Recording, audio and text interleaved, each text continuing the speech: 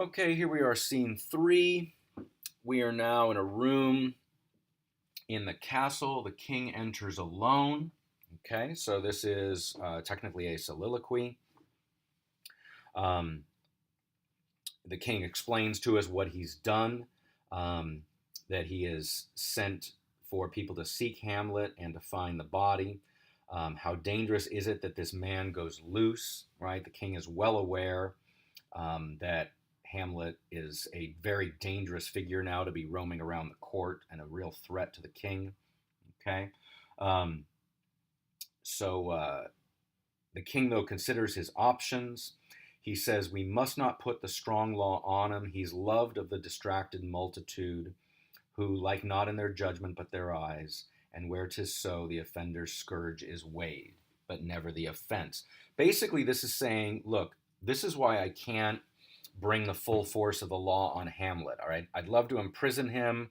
I'd love to even execute him, but I can't do it because the people love him. Right, the distracted multitude. That's the that's Claudius's way of referring to the people of Denmark. So notice there is some recognition, at least, of a kind of democratic legitimacy that Hamlet has.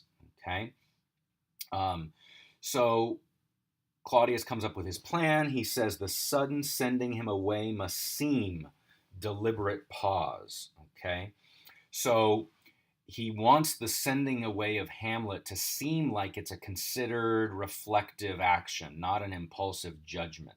Okay, um, now everybody comes in, Rosencrantz and Guildenstern, um, and the they tell Claudius, look, we don't know where the hell Hamlet has put the body, um, and but they say, look, we have Hamlet.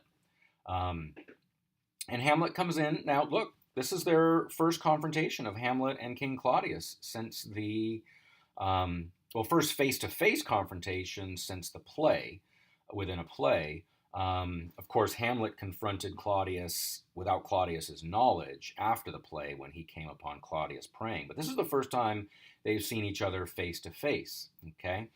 And Hamlet, again, just cannot get enough of the wordplay. Okay? So the king asks Hamlet, where's Polonius? He says he's at supper. What the hell do you mean he's at supper? Well, he's at supper in the sense that he's not eating, but he's being eaten. Okay? The worms are eating him. So the worms are having their supper, and they're suppering on Polonius. Okay? We end up with, more of this wordplay on worms and fish, and the king doesn't get it. Nobody else seems to get it. Hamlet's very content to just continue with this wordplay. The king asks again, where is Polonius? Now Hamlet says, in heaven. Go there to see, right? Send someone there to see. And if you don't find him there, sink him in the other place yourself. Look at what he said there, right? This is very crafty. This is not a crazy man speaking. He's saying, send a messenger to find him in heaven. And if your messenger doesn't find him in heaven, well, then you can go find him in the other place yourself. What's he saying to Claudius? Claudius, you're going to hell. And if Polonius is not in heaven, then you'll find him when you're down there in hell. Okay? All right. So then Hamlet finally reveals that where he put Polonius. He's in the lobby. The king says, go get him. And Hamlet says, I'll stay until you come back. And now the king says to Hamlet, look, this is for your safety. Because of this deed, and because of what you've done, we're going to send you away with fiery quickness. All right? Prepare yourself. We're getting you we're sending you off to England. All right? And Hamlet agrees to that. And he says, good. And the king says, so it is, if you knew our purposes. Well, now the king's kind of trying to get in a sly comment that, hey, I have my own purposes here for why I'm sending you away. Okay? All right. So Hamlet says farewell to his dear mother. The king says, "Thy loving father, Hamlet."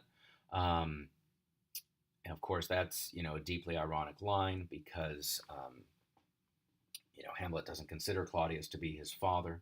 All right. So Hamlet exits now, and the king is there with Rosencrantz and Guildenstern. They say, "Don't delay."